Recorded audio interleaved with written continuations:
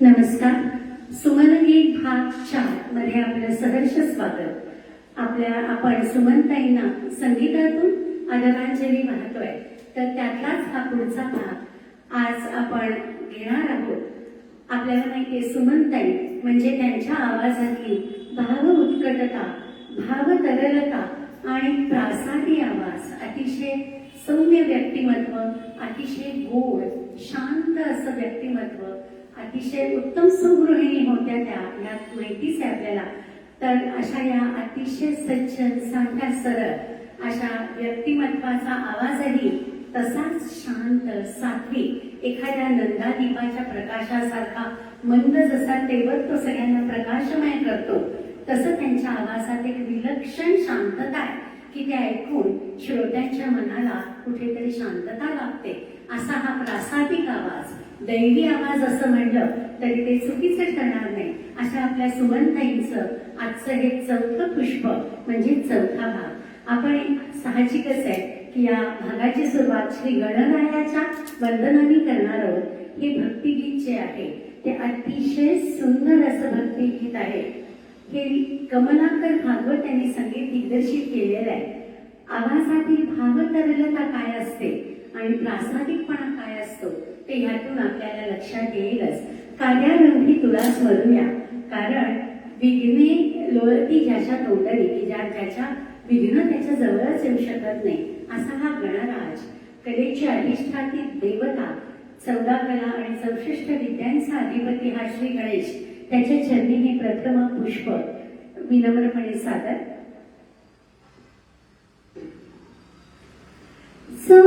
त्रिगुणांची मूर्ती साधना, ओंकारी नटना, गजानन सविरानी विना, गजानन सविरानी विना. त्रिगुणांची मूर्ती साधना, ओंकारी नटना, गजानन सविरानी विना, गजानन सविरानी विना.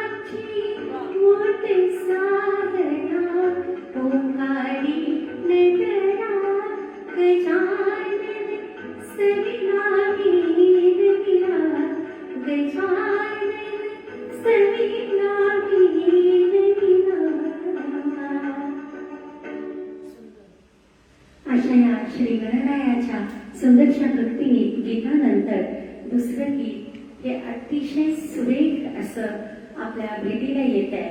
हे जे गीत आहे ते आपल्या जुन्या काळच्या आपल्या बालपणात नेऊन ठेवतं. कायमच आपल्याला माहिती की रेडिओवरती हे गीत लावलं जायचं. तर असं हे सुंदरसं गीत ऐकूया. आपल्याला माहितीये सुमनताईंनी अनेक भाषांमध्ये गीते लिहिली.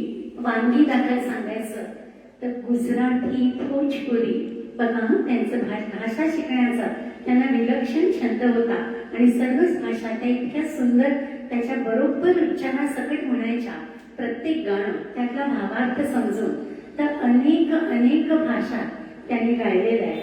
वांगी दाखल सांगायचं तर भोजपुरी, त्यानंतर आपल्याला माहिती आहे की हिंदी, उर्दू हे तर आहेच, पण त्याबरोबर राजस्थानी, पंजाबी, आसामी, छत्तीसगडी, ब्रजभाषा, मैथिली, बंगाली आणि कन्नड या देखील भाषा त्यांनी लीलया गायन केलेलं आहे.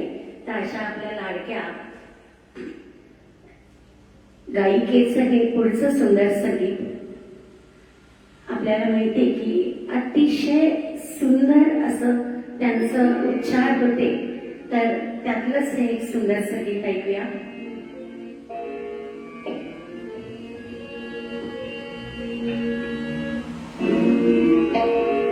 मधुवंतीच्या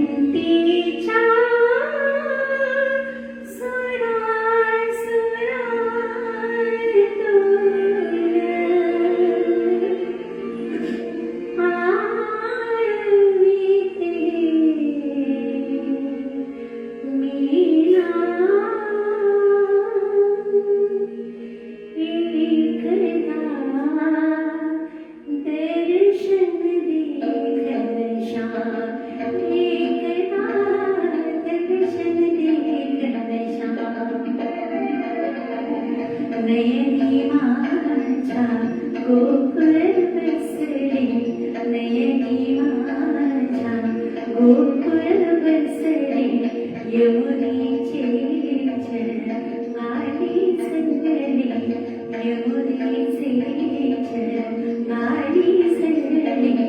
राधे परी मी सर्व वाहिली, राधे परी मी सर्व वाहिली, सुख शांतीचे धाम एकदा दर्शन दे घनश्याम, एकदा दर्शन दे घनश्याम.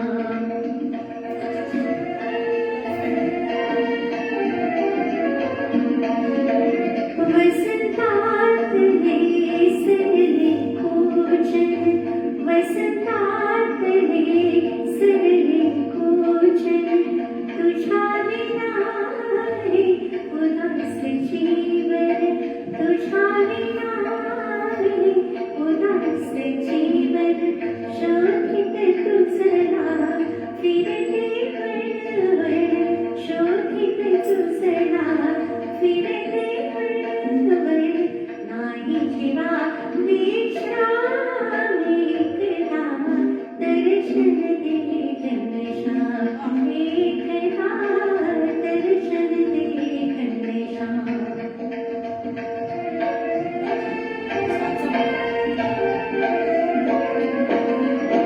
दासी मीरा येता राशी, दासी मीरा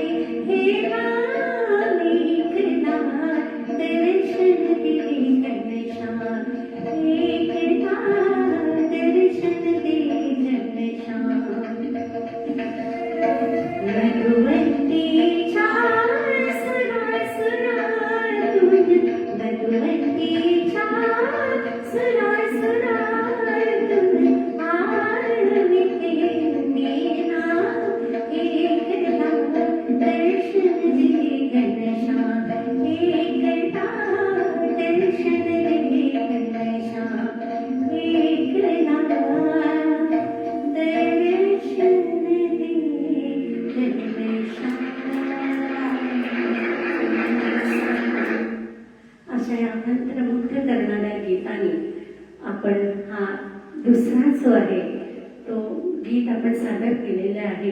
यशवंत देव यांचं दिग्दर्शन तर मधुकर जोशींचे सुंदरसे शब्द या गाण्याला लाभलेले होते. आता पुढचं जे गीत आहे ते अतिशय सुंदर असं ज्ञानेश्वर माऊलींच्या समाधीचा प्रसंग रेखाटणारा आहे. आपल्या मनाला अतिशय भावून जाणारं ते गीत. डोळे जर का मिटले ना तर खरंच आपल्याला डोळ्यासमोर हा प्रसंग उभा राहतो. आणि सुमनजींनी काय सुंदर गायलंय. दुसरे जे कडवं आहे की अप्रतिम असे त्याचे जे शब्द आहेत दुसऱ्या कडव्याचे ते तिथे आवाज थोडासा सद्गद आणि थोडासा गंभीर झालाय. सोपान मुक्ताई झाली व्याकुळ. ती व्याकुलता आहे ना, त्या भावना ज्या आहेत त्या त्यांनी स्वरात इतक्या सुंदर व्यक्त केलेल्या आहेत. हे जे गीत आहे ते अशोकजी परांजपेंनी लिहिलंय. तर कमलाकर भागवत यांचं संगीत दिग्दर्शन या गीताला लाभलेलं आहे. आपल्याला माहितीये की सांगू एकमेका वारीचे महत्व, तीर्थे शुद्ध तत्व परब्रह्म, वीट ज्ञानेश्वर धर्म तुकाराम, त्रैलोक्याचे नाम पांडुरंग. तर असे हा सुंदरसं हे भक्तिगीत आपण ऐकूया. मी माझ्या परीने प्रयत्न करते.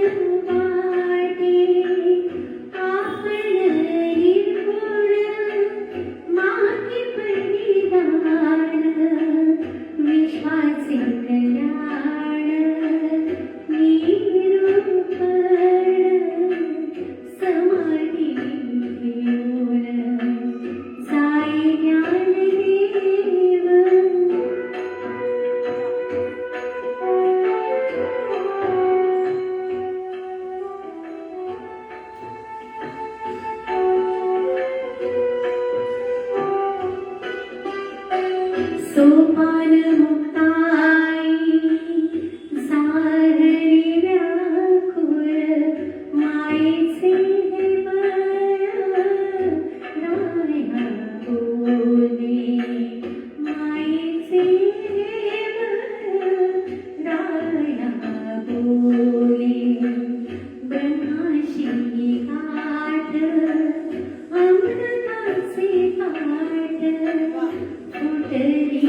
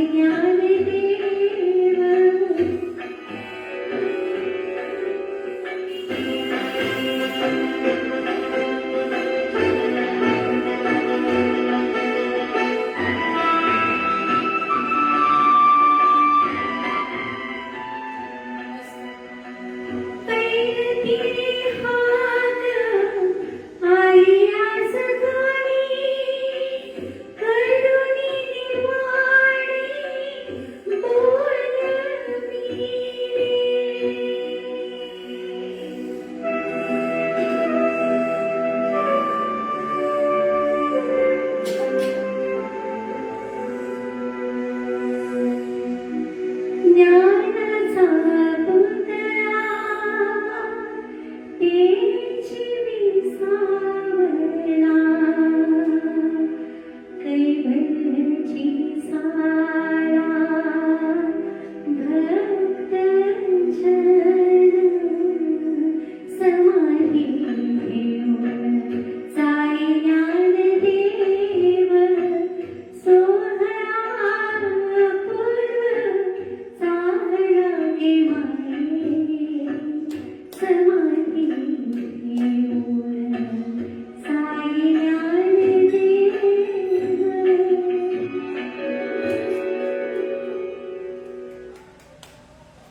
आवाजातली आर्तता आणि व्याकुळता काय असते, सोपान मुक्ताई काय जीव तुटत असेल. आपले दादा आता समाधी घ्यायला निघालेले, काय वाटत असेल भावंडांना. वियोगाचा क्षण आलेला आहे. तर असं हे व्याकुळता सुमनजीने आपल्या आवाजात इतकी सुंदरपणे मांडलेली आहे. हे सुमनताईंचं वैशिष्ट्य आहे की त्या जसं गाणं असेल तसंच्या तसं भावना त्याला एक्सप्रेशन देणं गाण्याला म्हणतात. त्या इतक्या लीलया करतात.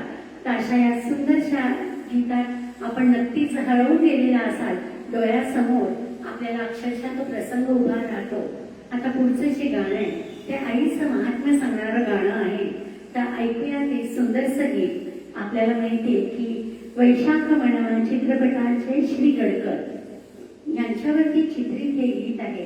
गदिमांच्या सिद्धहस्त लेखणीतनं उतरलेले जादुई शब्द आणि दत्ता डावसेकर म्हणजे ज्यांना डीडी म्हणत असत त्यांनी संगीत दिग्दर्शन केलंय. त्यामुळे हे सुंदरसं गीत उभं राहिलेलं आहे. तर ऐकूया हे अप्रतिम असं गीत. त्यांच्या आयुष्यात त्यांच्या आईचा देखील खूप मोठा वाटा आहे. कारण त्यांच्या आईने त्यांना घडवलेलं आहे. जसं प्रत्येक आई आपण म्हणतो तसं एक चालतं बोलतं विद्यापीठ आहे बरं का. ते आपण अनेक गोष्टी आपल्या आईकडनं शिकतो. तर उदाहरणार्थ लोणचं करणं असेल, त्यांच्या आईचं फार हातखंडा होता. अनेक शिवणकाम, भरतकाम, क्रोशे काम, नंतर कुकिंग म्हणजे पाककला, हे सगळं गुण त्यांना त्यांच्या मातोश्रींकडनं मिळाले. त्यांना 6 भावंड, त्यातल्या या ज्येष्ठ.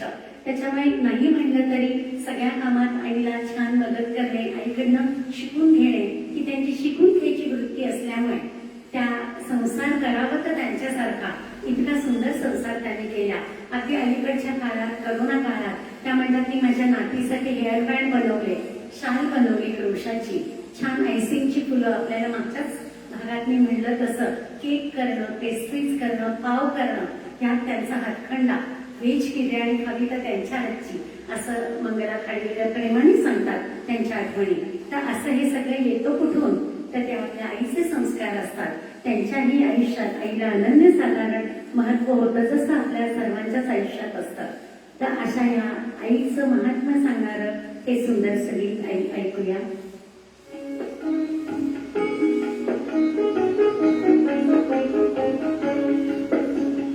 आई सारखी दैवत साऱ्या जगतावर नाही, म्हणून श्रीकाराचानंद शिकणे आई, हो शिकणे आई. आई सारखी दैवत साऱ्या जगतावर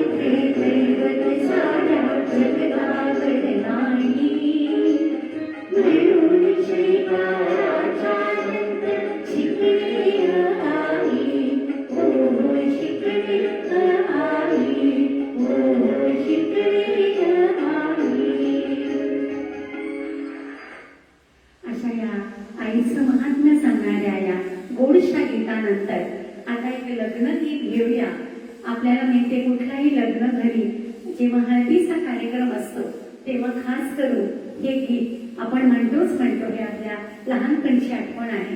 तर ऐकूया हे सुंदरसं गीत. त्यातला त्यांचा आवाज इतका चैतन्यशील आहे, इतका गोड आवाज त्यांनी लावलाय. ऐकूया.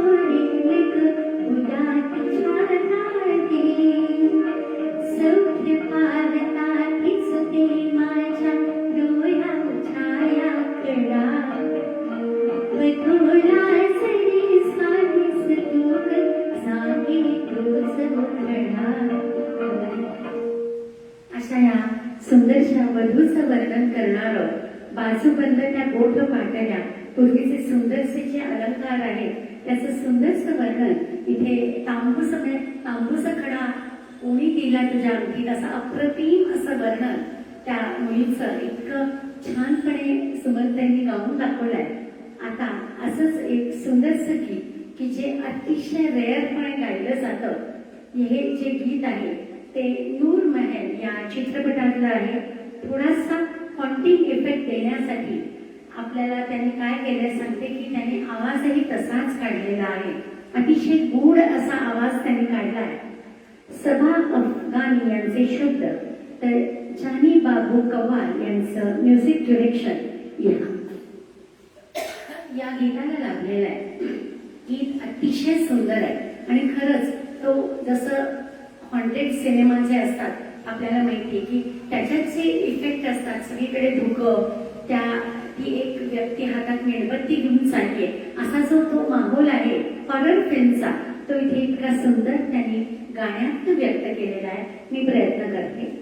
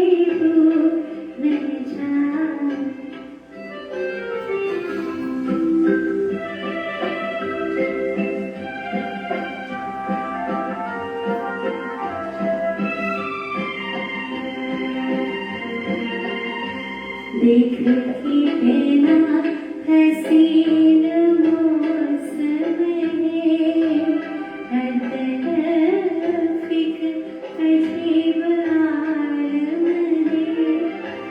ज़रे से आज खड़ी है,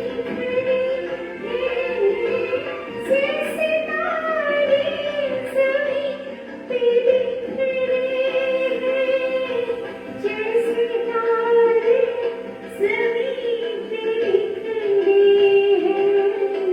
मेरी महबूब ने चाहा, आज की रात ने चाहा।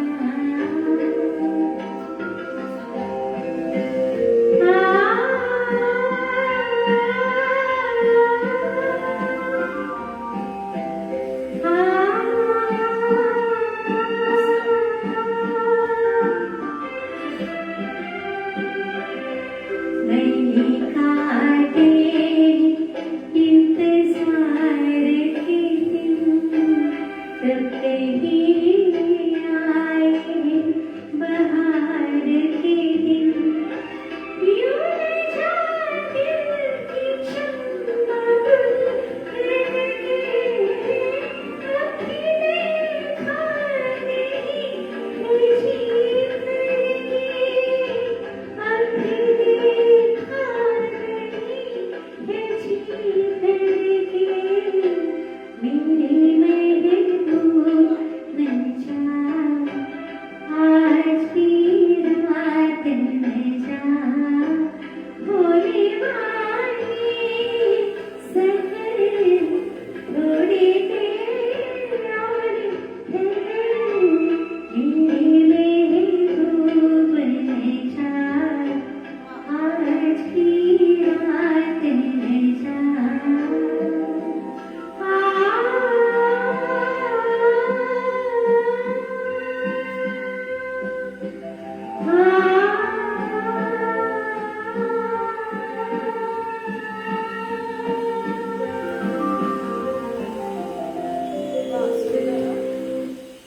एक आपल्याला माहिती आहे की हॉरर फिल्म मध्ये जसा कोहरा, तसे त्या नोट्स देखील लॉंग नोट्स म्हणजे एकू असलेल्या त्यांनी त्या इतक्या सुंदर लावल्या.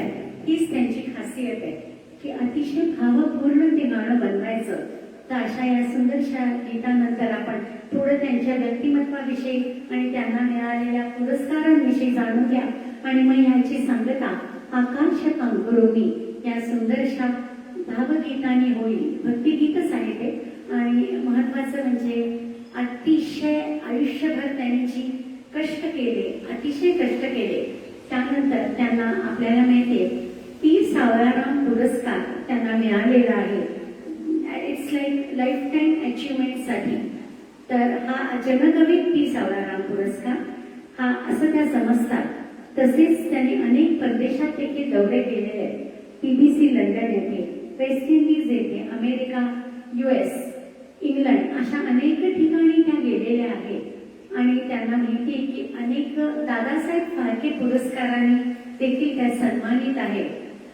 सूर सिंगारचा मिया तानसेन पुरस्कार त्यांना प्राप्त आहे. आशीर्वादचा नवरत्न पुरस्कार त्यांना प्राप्त आहे. महाराष्ट्र वैभव पुरस्कार त्यांना मिळालेला आहे. तर अशा अतिशय गुणी या गायिकेला आणि सगळ्यात मोठा पुरस्कार जे त्यांचं स्थान आपल्या मनात आहे तोच पुरस्कार आहे. पुरस्कार येतात जातात, अतिशय सुंदर ते एक कामाची पावती असते. आणि त्यामुळे नक्कीच गाणाऱ्याचा हुरूप वाढतो असं त्या सांगतात. ते तर खूपच वंदनीय आहेतच सर्वच पुरस्कार. आणि पुरस्कार काय उगीच मिळत नाही. अतोनात कष्ट केल्यावर त्या कलाकाराला किती एक एक पायरी आपण म्हणू पादाक्रांत करत त्या पुढे यशाच्या शिखरावर चढल्या. अशा आपल्या सुमनताई त्या म्हणतात मला पुरस्कार मिळाला की खूप आनंद व्हायचा आणि मला अजून डबल हुरूप यायचा काम करण्याचा. तर अशा या माफ करा सुमनताई ज्यांच्यामुळे आपण असं त्यांच्या प्रोत्साहनामुळे आपल्याला अशोक पत्की हा महान संगीतकार लाभला. त्या नेहमी सांगायच्या अशोकजी जेव्हा मोठं म्युझिक असतं तेव्हा मी तुम्हाला ते थोडंसं शॉर्ट करायला देते. तुम्ही किती सुंदर कॉर्ड्सचा वापर करता, तुम्हाला संगीताचं ज्ञान किती आहे, तर तुम्ही चाली का नाही राहत. ते म्हणजे अहो अहो नाही तुम्ही खूप छान करा असं म्हणल्यावर त्या प्रोत्साहनाने प्रेरित होऊन अशोकजींनी संगीत दिग्दर्शनाला सुरुवात केली आणि पुढचा इतिहास आपल्याला माहितीच आहे. अशोक पत्की नावाचं हे संगीत रत्न आपल्याला लाभलं. त्यात सुमनताईंच्या प्रोत्साहनाचा सिंहाचा वाटा आहे बरं का, हे विसरून चालणार नाही. अनेक परदेशी दौऱ्यावर अशोकची पत्की यांनी त्यांना साथ केलेली आहे. तर असे अतिशय गुणी अशोक पत्की ज्यांना फिल्मफेअर देखील मिळालेले, मोठा पुरस्कार त्यांना मिळालेला आहे. ते सांगतात की जुने दिवस आठवतात की स्ट्रगलिंग डेज, की त्यावेळेला सुमनजी म्हणायचे अशोकजी तुम्हाला सगळंच येत आहे, मग आता तुम्ही असं करा, तुम्ही म्युझिक डिरेक्शन मध्ये उतरा. आणि त्यांचे शब्द खरे झाले आणि आपल्याला अशोकजी पत्कीनी शेकडोनी गाणी सुंदर सुंदर आपल्याला दिलेली आहेत. त्यातल्या कित्येक ठिकाणी सुमनजी गायला आहे. तर ही सुंदरशी ही म्युझिकल जोडी हिट झाली. अशोकजी परांजपे, अशोक पत्की, सुमनजी, अनेक अशा हिट जोड्या असतात. त्यातली या ट्रेनची जोडी देखील अतिशय सुपरहिट झाली. तर आता हे जे गाणं आहे आकाश पांघरुणी, तर या गाण्याकडे वळून मग या कार्यक्रमाची सांगता होईल. तर हे सुंदर संगीत माननीय अनघाजी सादर करताय. मधुकर जोशी यांचे लिहिलेले सुंदर शब्द, दशरथ पुजारी यांचं लाभलेलं सकस संगीत दिग्दर्शन, यामुळे अतिशय सुंदर असं हे गीत झालेलं आहे. तर त्यांच्या या गीतानंतर या कार्यक्रमाची सांगता होईल.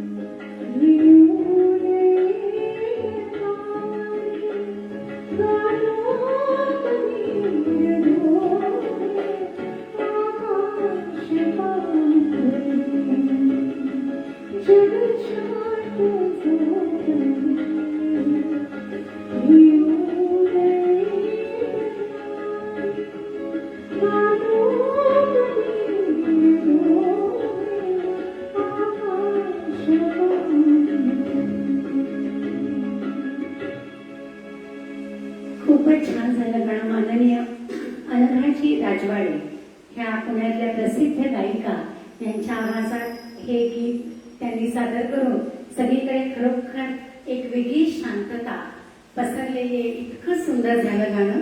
तर आता या गीतानंतर आजचं हे फेसबुक लाईव्ह आपण समाप्त करत आहोत.